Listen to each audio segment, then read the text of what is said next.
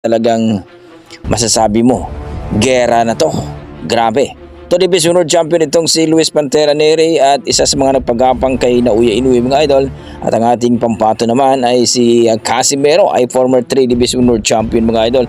At kasalukuyan lang po mga idol na pinagapang niya ang kalaban niya na hapon mga idol.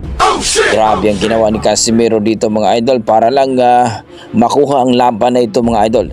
Ayon sa ating mga pinagkakatiwalang source mga idol, wala nang kawala si Naoya Inoue dito mga idol sapagkat pagkatapos ng laban ni Casimero at Nery mga idol dito sa bakanting WBE mga idol, diretso na daw ito mapalaban kay Naoya Inoue. Kaya mga idol, sinasabi natin na gusto din ni Naoya Inoue. Kung maalala nyo mga idol na naibalita natin na itong si Naoya Inoue ay bago daw aakyat ito sa featherweight division ay kalabanin muna daw niya itong si Casimero mga idol para tapos na daw ang usapan nito sa pagitan nila mga idol.